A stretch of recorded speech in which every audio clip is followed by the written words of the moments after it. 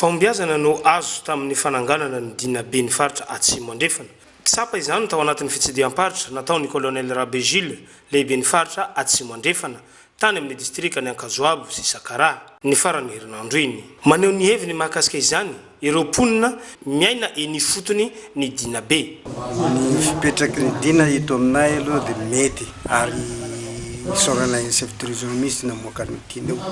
Hatramin'izay manko zany le nisy le korotana marina taty amin'ny faritra Ankazoabo zany indrindra moa zany fa io moa ataontsika hoe Madagasikara.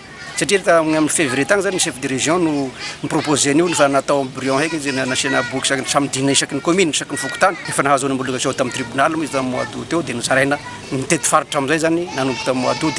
Hita zany efa manomboka mihena le halatromby.